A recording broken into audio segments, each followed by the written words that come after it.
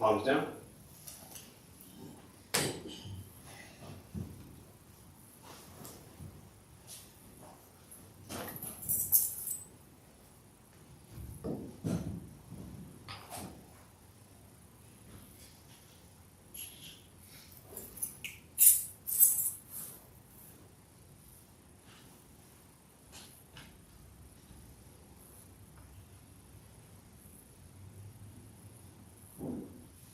All right, good morning, everybody.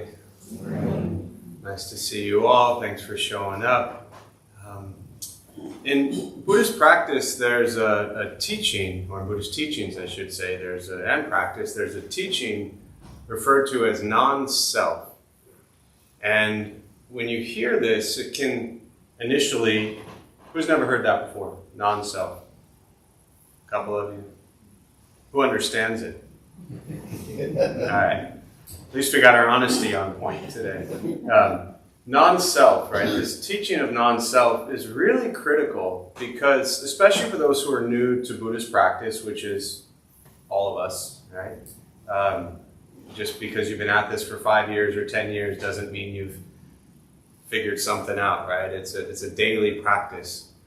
In fact, if you've been at this for 10 years and you think you've figured this out, then you're actually probably further away from actually figuring it out. But that's another topic for another day. But these teachings of non-self are really important because what happens very often is people tend to use Buddhist teachings, and I get it, I understand it, it's what drove me to it, 20-something years ago. We tend to use it as therapy or what? So I just introduced non-self. So what do you think people often use Buddhist teachings as? Say again? Self-help. Self-help. How many of you came here this morning to help yourself? I mean, really, it's where we're at.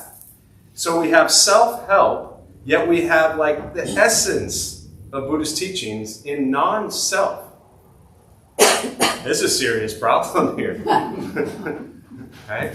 And so I don't expect or anticipate to help you, like, in the next 3 minutes completely understand what non-self is about. But I just kind of want to plant the seed that it's really something to explore, because what in essence it's getting at is it's making it, to me, blatantly clear that the suffering that we experience is solely because of the attachment to our sense of self. And all of our sadness and anger and depression and stress and anxiety and the trauma that we have experienced and we live through today is because we see the world from a lens of whom? Self. And so there are there's many options, but to simplify this at this moment, there's really kind of two choices here. There's spend the rest of your life trying to help yourself. And again, for those who are maybe brand new and you're like, wait, this guy's trying to tell me not to help myself, right? Not the point. I'll get to that in a minute, hopefully. But one path is we spend the rest of our lives trying to help ourselves and continuing therapy and processing and looking at all the trauma and breaking everything down, which we could do literally until the day we die, right? And that gets really expensive because last I checked, therapy's not cheap. Right? No offense to you therapists in here. I'm not trying to kill your game, right? But that's one option. Spend the rest of our lives trying to process and help ourselves. Another option is, what is this non-self stuff actually about? Because if we can work through that and understand that according to Buddhist teachings, again, this would, also require one to think that the Buddha had some idea of what he was talking about, right? I mean, if you think the guy was an idiot and just made up a bunch of stupid shit, then this would be totally worthless for you. But if you think he was onto something, it's really important to begin to explore non-self, because that self that you think is so important and so real, what the Buddha is saying is, it's not. Yes, you are important, and yes, you are here, but not in the way that you think you are. And so one option is to begin to see that all of our suffering, according to Buddhist teachings, comes from our attachment to our sense of self. And everything that or in every way I should say, that we identify with everything and everyone in the world comes from the lens and the box that we have created our whole lives. And what the Buddhist teachings are ultimately trying to help us to do, I believe, is to cut through that so we can see the world and we can see our experiences brand new, with a very fresh set of eyes and ears and experiences. So, for those of you who've been sitting with me for years, I often talk about shattering this box, this construct that we have created about what we think our reality is. That reality that we have created is what we are feeding everything into. All of our experiences come from that construct, that box of what we think is right and wrong and good and bad and all this stuff. So non-self is looking at how do we shatter that? And again, I don't even introduce this to dig deep into non-self at this moment. We're going to start with a meditation practice here. But I just kind of wanted to plant that seed that, nor do I expect after meditation to have you leave here fully understanding non-self. Because you would just walk out of here thinking, I finally understand non-self. And again, that would mean you don't understand non-self. So this is simply planting the seed. Spend some time.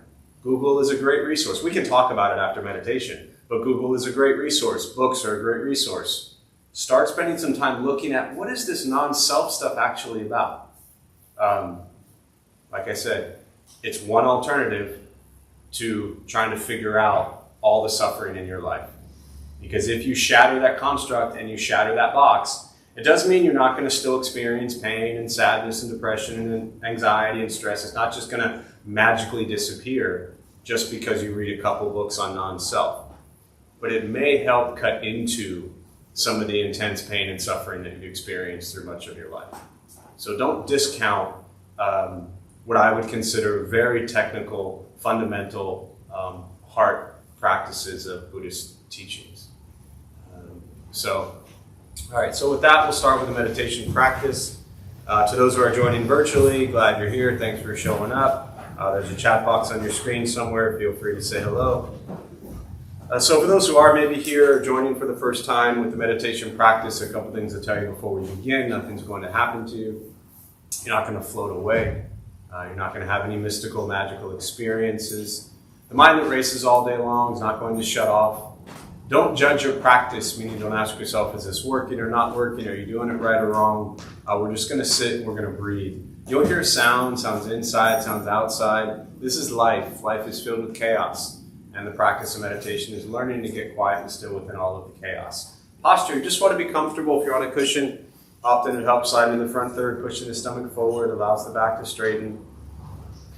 If you're on a bench or chair, however you're seated, also just try to sit up straight if comfortable, relaxing the shoulders, hands are on the knees or lap or whatever is comfortable for you. If you need to move, simply move. Movement doesn't make you a bad meditator, it just means you need to move. I will guide us as we begin, and we'll settle into a little bit of silence. Most important, do not expect anything. We're just going to sit and breathe.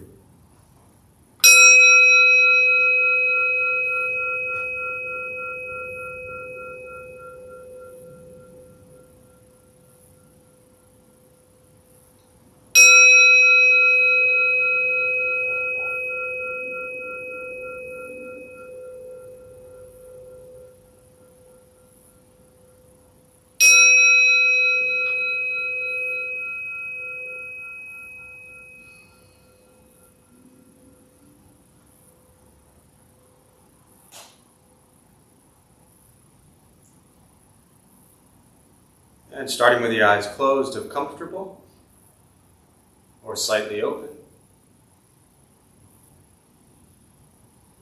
Mouth is open or closed, whatever is comfortable. We'll start with taking 3 deep breaths, slowly.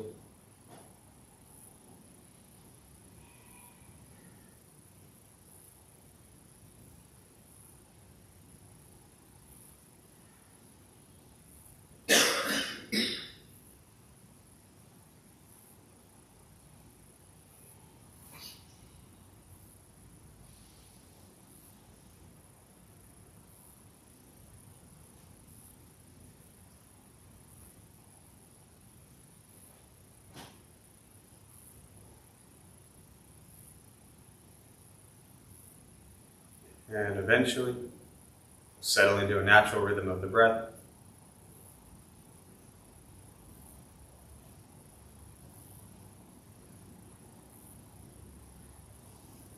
Noticing the mind as it wanders, jumping from thought to thought.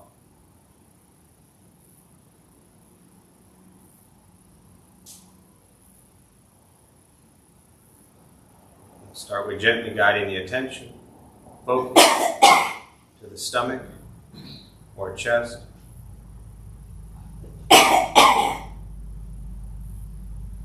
Breathing in, feel them rise. Breathing out, they fall.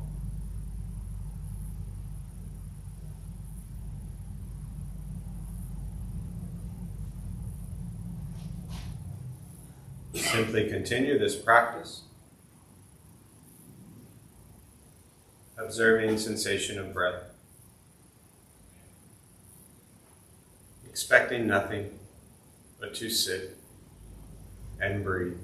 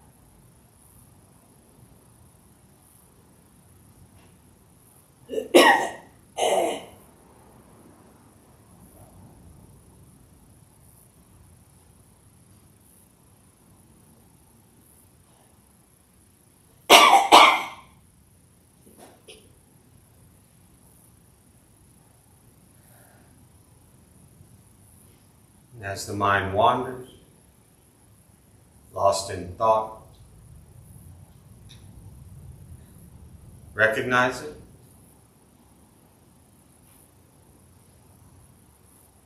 Release that thought. Return attention, focus to the breath.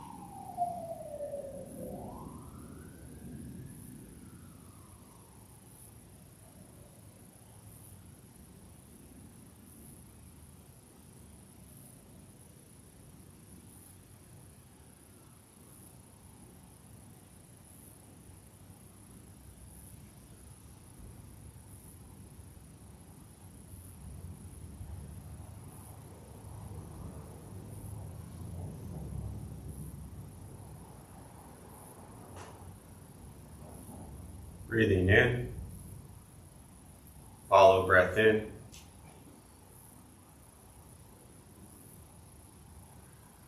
Breathing out,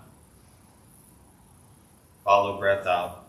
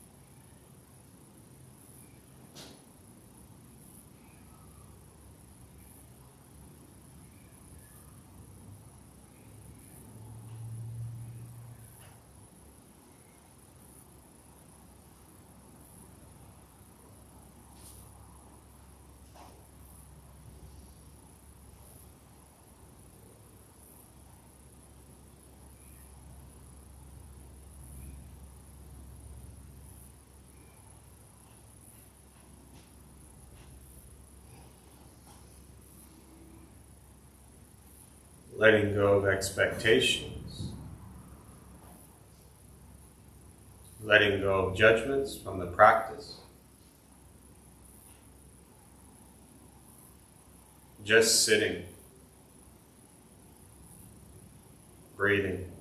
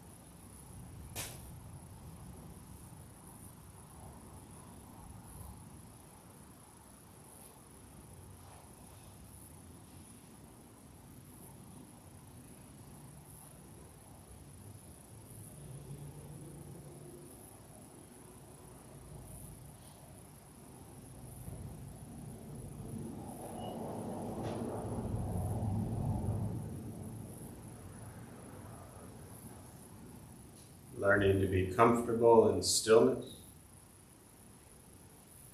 in quiet, just sitting, breathing.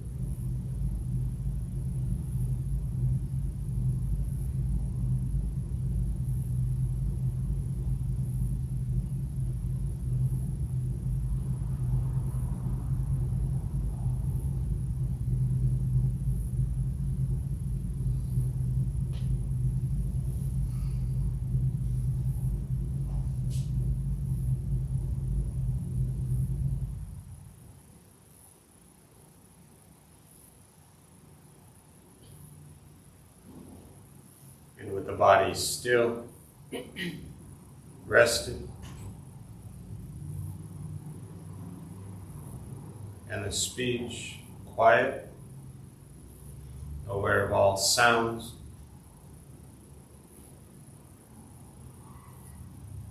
and the mind learning to settle. Know what it's like to just sit and breathe.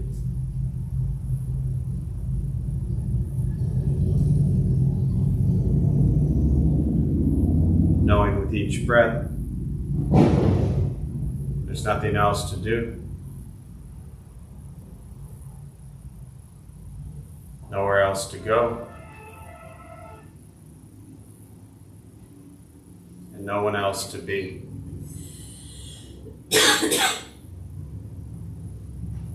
Everything beautiful, exactly as it is. Sitting, breathing.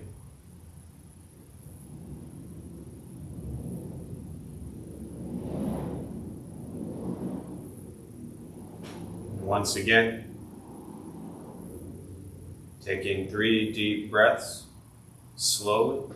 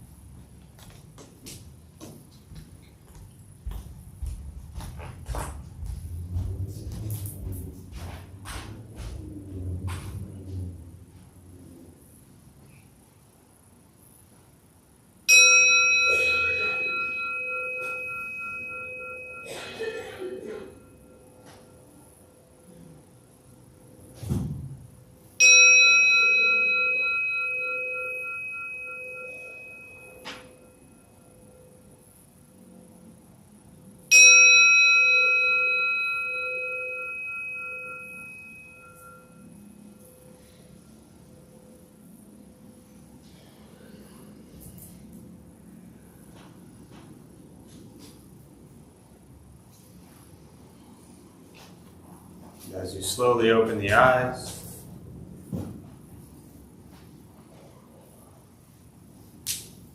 slowly beginning to move,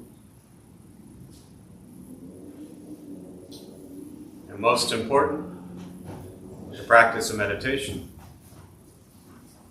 is to recognize how you feel now, immediately after,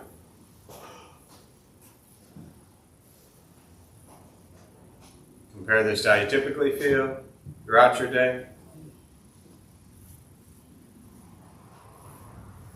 Recognize the difference, if there is one.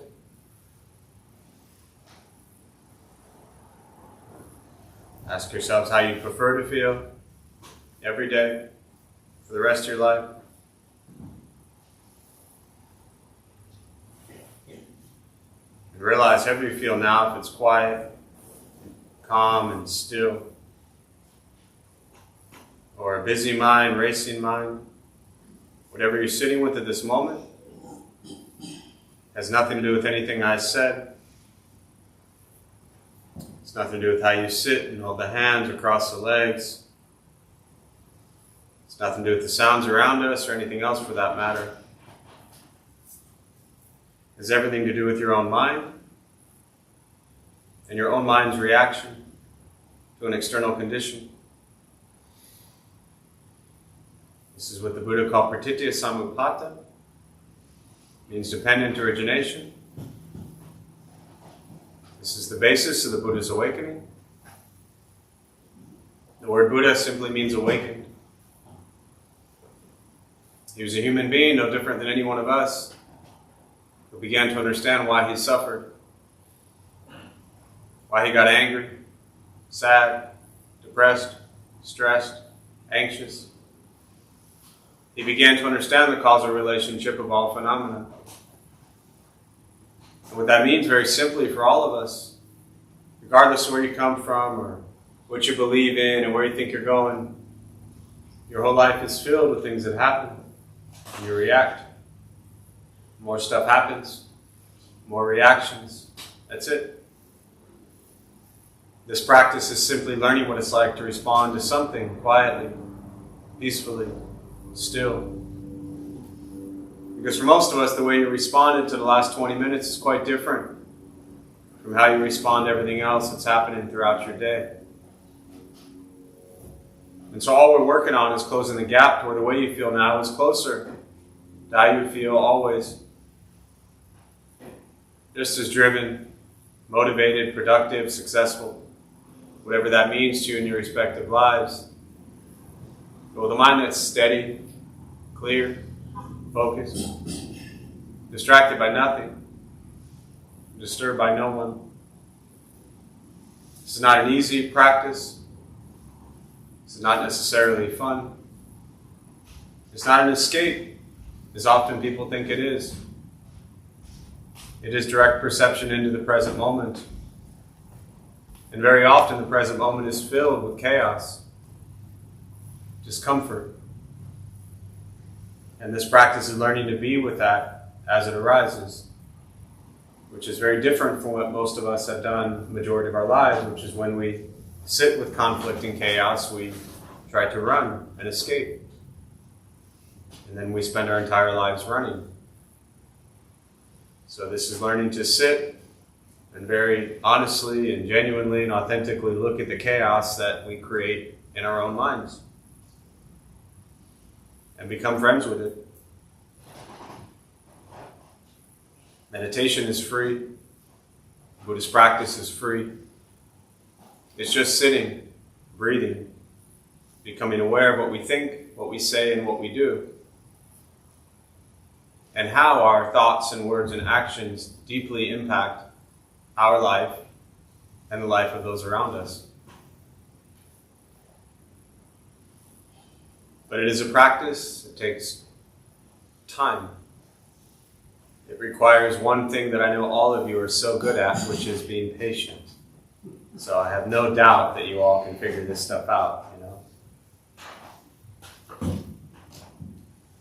Once we stop trying to change, fix, control, manipulate everything and everyone around us, which is where we spend so much of our time, hoping they do this, hoping they do that, wishing they would do this, wishing they would do that. We spend so much time trying to control what's around us. And that in and of itself is what causes so much suffering. Because we're just trying to fix things. We have an idea of how we want the world to be. And when it doesn't align with that, it bothers us. And I'm not suggesting that you should be okay with the way the world is. The world is not okay. The world is on fire and the world is a mess. And we should work to create serious change. But from a place of love, kindness, compassion, not from a place of anger and hatred and rage and judgment, which is where we often spend a lot of our time. We should be with things as they arise, to where things don't bother you. Wouldn't it be nice to not be bothered? Yet still see what is just in the world that is filled with ignorance and hatred, and work to create change without being bothered by what you want to change. There's a big difference there. Seeing so many social injustice, racial injustice, and fighting to create change, but not hating the people or the things that you want to change. Because that brings in judgment. That brings in this idea of better than. And that leads to more pain and more suffering. So, meditation is a great practice for that. As an example, and I talked about non-self and shattering the boxes of what you think is how things should be. Meditation is a perfect example of something you have created in your mind that you think is supposed to be a certain way. Everybody has an idea of what meditation should be. It's different for everyone in the room. And none of you are right or wrong. The problem is you have an idea of what you think meditation should be. And so in meditation, if hearing a cough bothers you, you need to work on that. If in meditation, hearing a cat meow bothers you, unless you're just so concerned for the cat or the person coughing, which is possible. If that bothers you, then you need to work on that. If hearing a phone ring during meditation bothers you, then you need to work on that.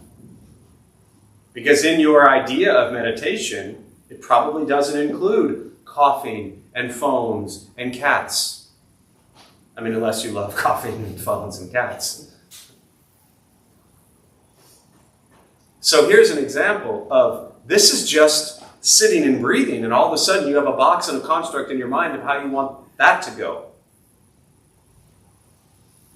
If that bothers you, just imagine what happens outside of these walls, out there, in things that actually matter. Here, you're just sitting here doing nothing. And potentially bothered. So, meditation practice for me is a mirror to reflect back on this sense of self that we have created. So, with that, I'll pause. For me, I always really just prefer to respond to questions, meditation, Buddhist practice, anything you're sitting with. And for those who are joining virtually, again, welcome. Feel free to say hello. If you have any questions, you can put them in the chat box. I'll do my best to respond. So we'll use the rest of our brief time this morning for questions.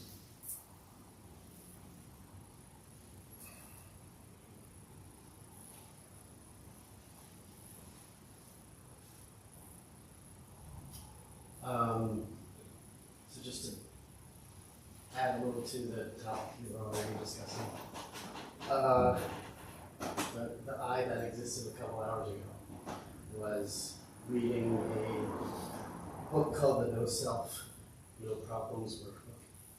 So it has like little exercises. This particular section was about memories and how it's basically a myth and a fabrication. And that, it's like unless you have, that rare episodic memory that remembers everything. But it had you go through an exercise of just like remember a recent event, describe it in detail, but then change with some qualifiers of like I think this happened, rather than just like statements. Yeah. And that also, like, our concept of self is predicated on the memories we have, the storyline that leads up to it. Yeah, for sure. Yeah, and it's important for those who are maybe new to this practice to understand that, the memories of what happened in the past doesn't mean it didn't happen. And the things that are happening in the present moment doesn't mean they're not happening. And what will happen in the future doesn't mean it's not happening. It just means it's happening completely differently from our perception of it.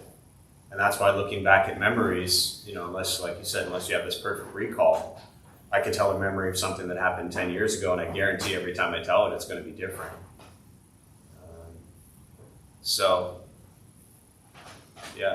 To not attach to those stories. What else? Thoughts, questions?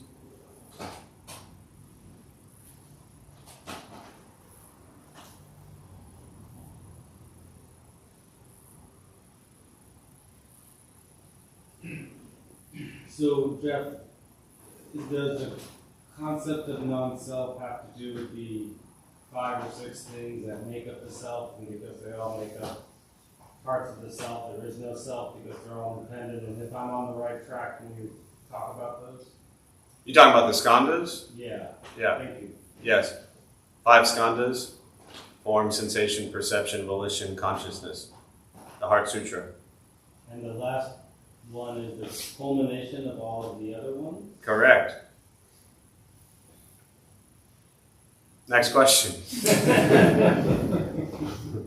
Yeah. The idea in brief is that this construct, these 5 skandhas, often translated as heaps or aggregates, is that everything comes from these sense organs that we have: eyes, ears, nose, tongue, body, and mind. And that those experience this reality and world around us. And what we experience, we tend to identify with as exactly how things are, as opposed to seeing that that's simply our experience of how things are. And everybody experiences things differently. So in that moment, to us, it seems real. And again, super important to not think this is escaping or bypassing. Things are happening. They're just happening differently from how we experience them. And that's why, again, without getting too far into that right now, the Heart Sutra, where there's a line that says no eyes, no ears, no nose, no tongue, no body, no mind, because what it's helping us understand is that we are experiencing the world through our senses. And those senses we think are absolutely correct. And this is helping us understand. The example I often use, which I love because I love pizza, is that we could take a bite of pizza, right? And as soon as I start to describe what that experience is, it's no longer the experience. It's simply my interpretation of what that experience was. And if we look at our lives, every conflict, every interaction, every argument, every traffic jam, every loss, every joy, literally every single thing in your life is simply your own perception of an experience.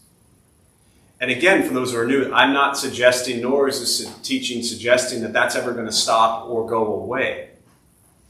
But what it can help us do in kind of cutting through this sense of self is see that just quite possibly, because for me, these teachings, if you kind of apply them to everyday life, what good are they?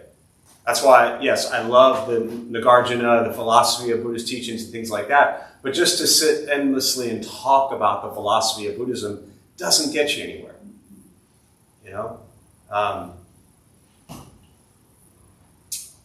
So to bring it into your life, begin to understand that, as an example, next time you have an argument with somebody, which, in all likelihood will be relatively soon, right? Whether it's in person or a stranger you cross paths with, or, God forbid, somebody on social media might disagree with you, right? So the next argument you have literally with someone, or just in your head, or even an argument that you have with yourself, begin to see that maybe your view and perception of that argument isn't accurate.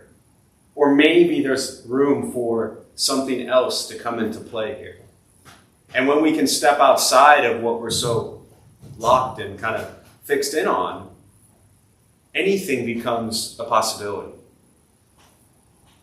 And for many of us, if you're stuck in kind of that rut or anger, depression, whatever that emotion is, knowing that there are other possibilities, knowing that there are moments out of that temporary suffering, that in itself can be really liberating, right?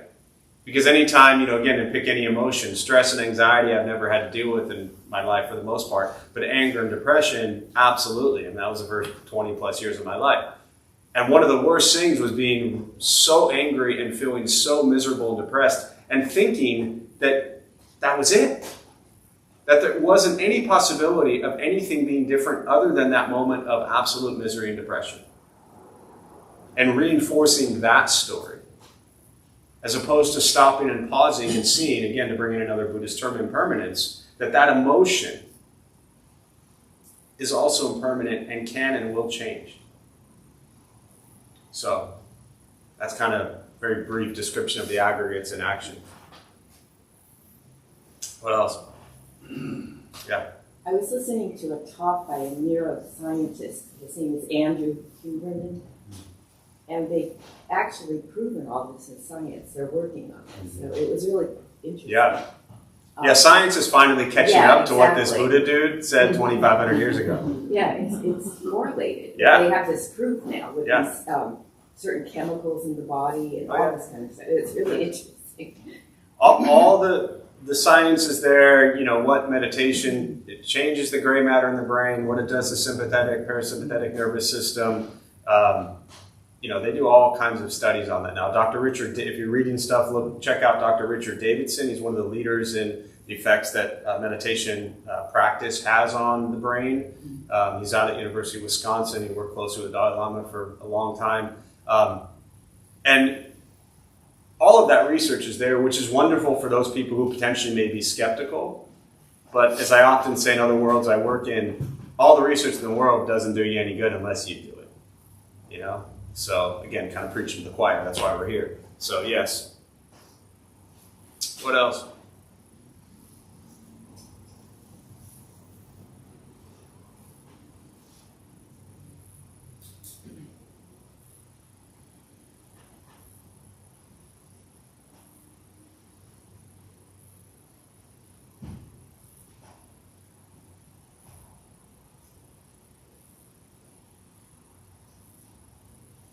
I remember one time you said the Buddha shaved his head. Why did he shave his head? Why? Yeah. So when he left home at the age of 29, he was a prince. And my understanding of the teachings is that his practice of leaving home, or in other terms, renouncing his princely life, what he did was he removed signs and symbols and representations of what that princely life was. One of them being fancy clothes, right? I mean, I don't know, I don't hang out with too many princes, but princes at that time, they had really nice clothes. So instead of wearing his princely clothes, he found lots of cloth and cut it all up, little patches of cloth, and cut it up, or random patches, and sewed it together to create a robe. And he had two of them, and he lived in just a simple robe. Another thing that was a sign of being a prince, apparently in India, was really long, beautiful hair. So the act of literally, and when you see images of it, it's like he's holding his hair like this and just cutting it off. It's a sign of showing non-attachment to these ways that kind of came with being a prince. And so it represents, again, in monastic, meaning monk or nun Buddhist practice, to renounce. And the renunciate path is really beautiful, but at the same time, we're all lay people here. We're not monks, we're not nuns. My guess is you're not running to the monastery to be a monk and shave that beautiful hair next week, probably, right? No, maybe next month, but not next week. So the question is, from these teachings, what can we learn? What can we renounce in our lives that causes pain and suffering, that doesn't have to do with putting on a robe and shaving your head, right? So what's your name? Sorry. Tyler. Tyler. Are there things in your life that cause you suffering? Sure. Without sharing it out loud, right? Could you think of one that you could maybe remove from your life and you might suffer less? Yeah. So trying to remove that from your life would be renouncing. So in essence, we look at the renunciate path of the monastic tradition, monks and nuns, of, you know, putting on the robe, shaving their head, and living kind of away from this kind of householder life, as it's often referred to. And we look in our lives, what can we renounce? And see if we take that out of our lives. You know, it's probably not going to ruin everything in our life, and it actually might make us healthier and kinder, gentler people. So I think it's really good to ask ourselves as practitioners, what can we renounce that will help us and help others? But yeah, make sense? Yeah. Yeah. I ask because all the statues and pictures have the long hair. Yeah.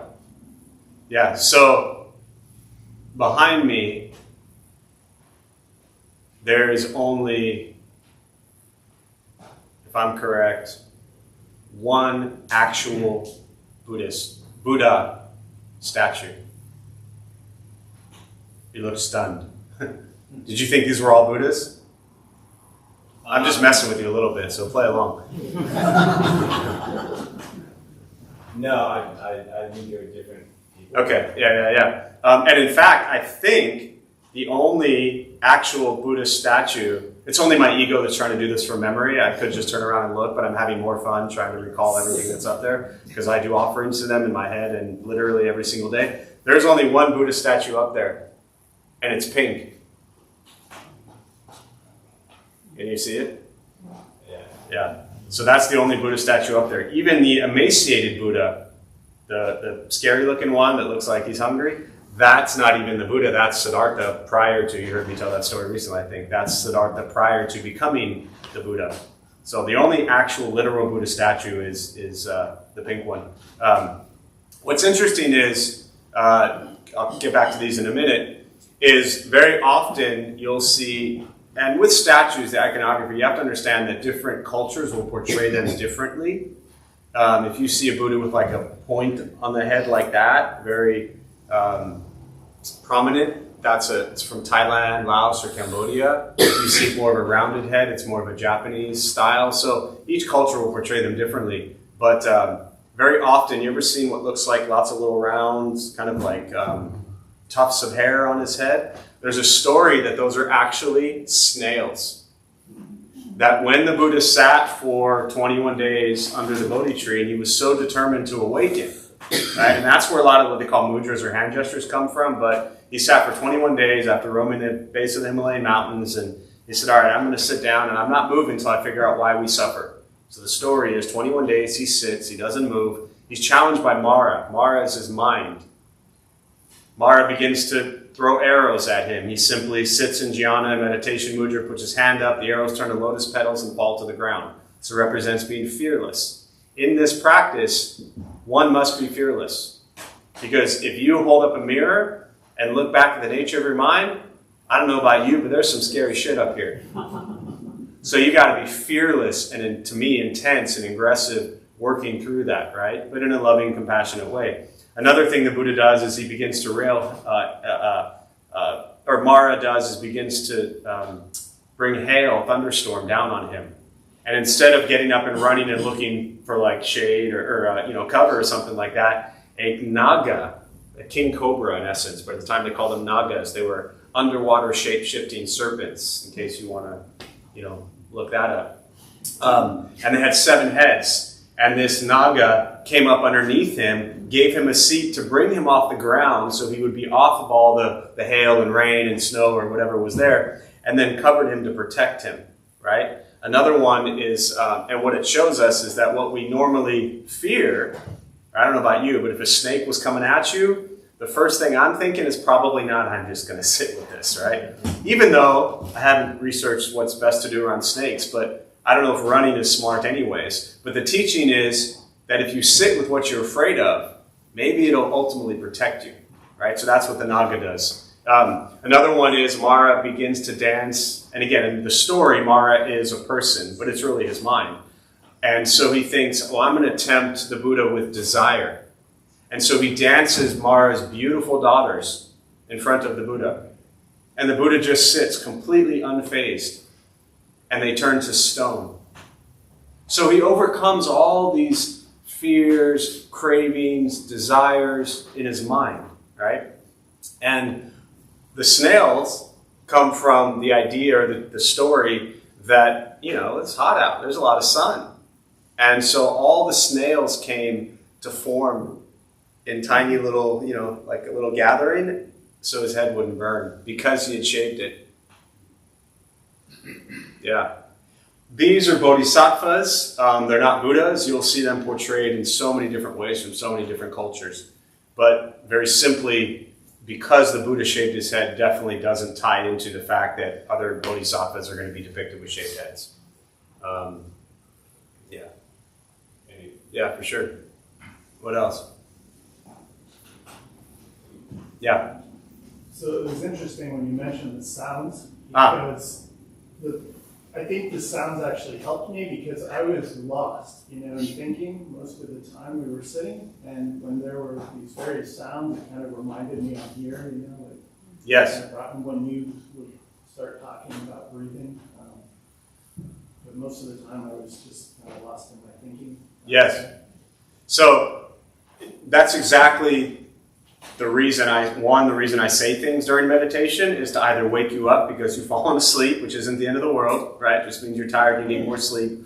Or two, because you're lost in thought, which is typically what happens when we sit. Our mind just wanders everywhere. The past, the future, second grade, 20 years from now, whatever. Our mind is all over the place. So the sounds, me saying things, these are all moments to do exactly what you're talking about, which is come back to the present moment.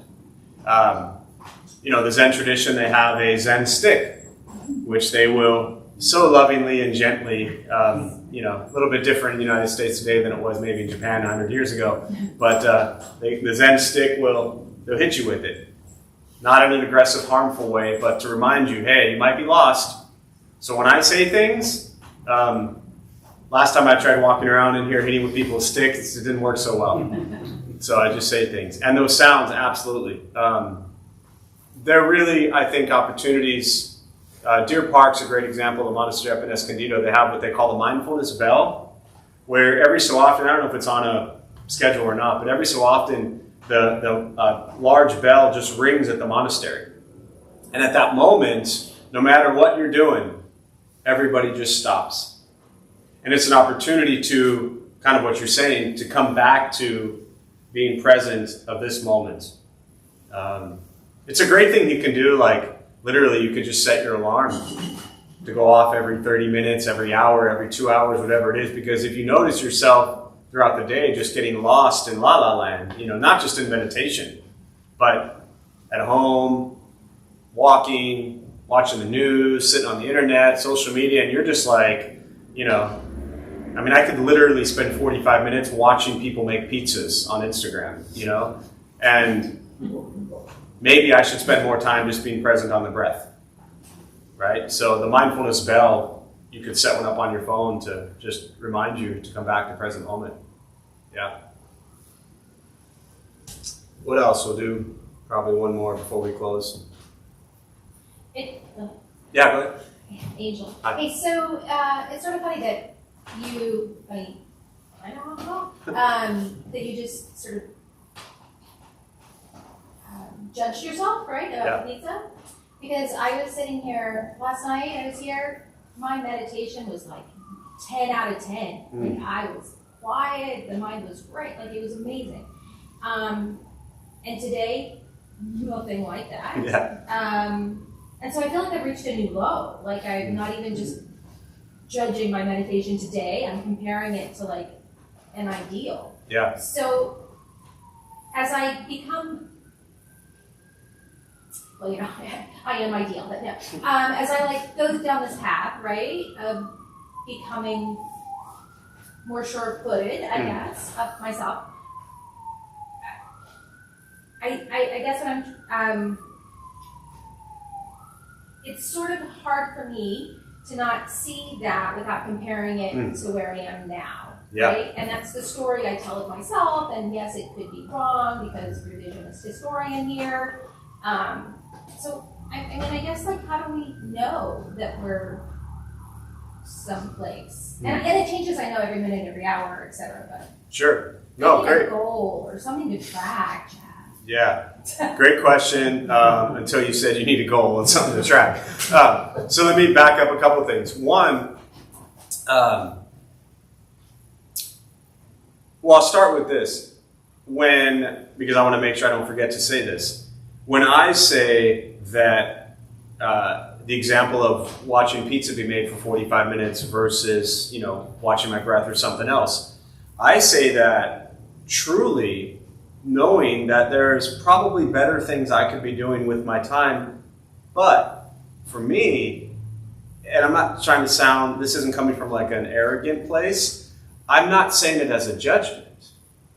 Where what I heard you say, the slight difference, and then I'll continue, what I heard you say is that you're judging yourself and saying, I had a great meditation, I had a bad meditation, I should be here. And when you set a goal at the end, that just reinforced in my mind that yes, what you're doing is actually setting a judgment versus I'd like to use the word awareness, right? I am very aware that I love watching pizza be made for 45 minutes. I'm also very aware that maybe there's something better I could be doing with that time, but I'm not judging myself and thinking, oh, I'm a bad Buddhist, or I'm a bad practitioner, or feeling that I need to be anything different.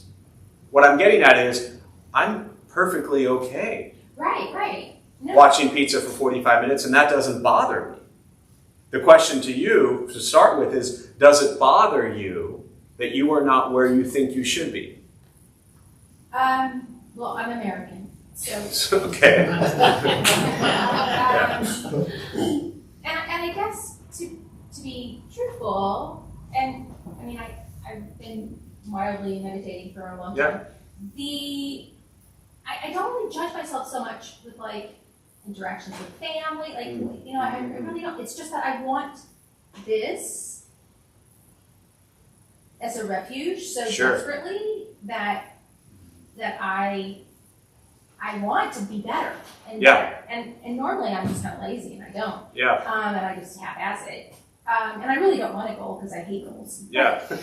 Great. Yeah. But like, how do we don't have a teacher that gives us a grade. Right. Thankfully. Yeah. So a couple things, and that was kind of the second part I was going to go into, is this won't necessarily answer your question, but as my teacher used to always say, with each question, don't necessarily look for answers, but kind of change the questions. What I would suggest, or not even suggest, what I would offer is a couple things. And I'll kind of jump around here, but one of my favorite stories is years ago, and I still don't know where I found this. At this point, I could have just made it up in my head, but I'm almost positive I saw it, like 99.9% positive. And there was somebody doing a little documentary at some random Zen center somewhere in the middle of nowhere. And they were asking this, young person that lives there about their life. And the person said, we get up at 3:30 every day to do to do Zazen, morning meditation. And the person doing the interview said, why do you get up at 3:30 in the morning? And the person kind of laughed and smiled and said, I have no idea. And for me, as a...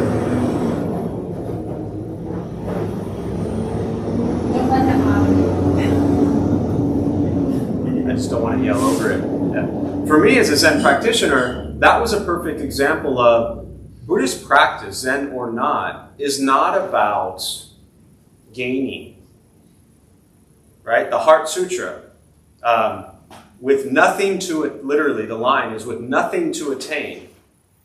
With nothing to attain, bodhisattvas, enlightened beings, relying on prajna paramita, perfection of wisdom, attain Anuttara Samyak Sambodhi, supreme ultimate enlightenment. So let's look at that again. With nothing to attain, you attain ultimate wisdom. So it is in the desire, craving, mindset that there is a goal or something to attain that is actually creating the duality there. This isn't answering, this is just giving more to think about. It's like, okay, if all of a sudden Angel sits down and is like, this is the first time, again, beginner's mind, this is the first time I've ever done meditation, and I've never done this before, I'm not comparing it to anything, then it's never good or bad. You're just sitting. But when we sit with some idea that something is supposed to come from it or something is supposed to happen, in that expectation or in that setting of a goal, we actually allow the opportunity for failure to exist, as opposed to just being present. So, let me see if this is still here and still relevant. Hang on, and then I'll close. Give me 1 second. I gotta flip through the pizzas and get to what I'm looking for.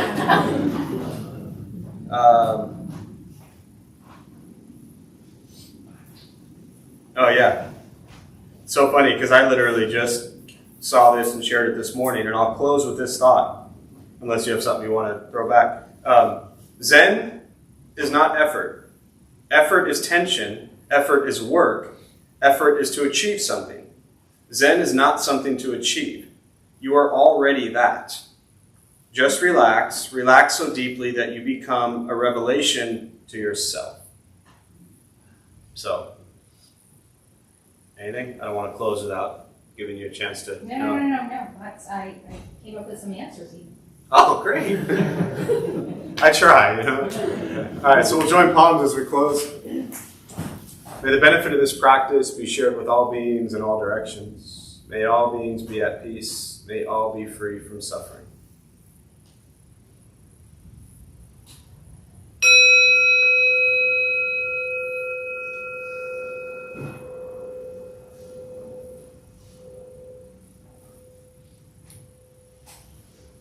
All right, a few quick announcements before you all head out. Thanks everyone for being here. My name is Jeff. I'm a Dharma Bum. We opened up this temple 18 years ago to introduce Buddhist practice to those who show up. Those of us who lead, we're not monks, we're not nuns, we're not gurus, we're not masters, we're not teachers, we're not looking for students. We're just practitioners. We do our best to take our understanding of Buddhist teachings and put it into terms that hopefully make sense to those who show up.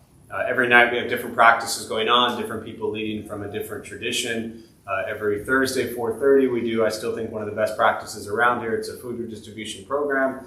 We prepare gourmet vegetarian meals, also known as peanut butter and jelly, and we feed people who sleep on the street every night. So anytime you think your life sucks and you kind of lack gratitude for all that's going on, feed people who sleep on a sidewalk and see what that does for you. Other than that, thanks for being here. Appreciate you all. If anyone wants to stick around and help outside or inside, feel free. Buddha for you is down there if you need anything. Wish you well and enjoy your day.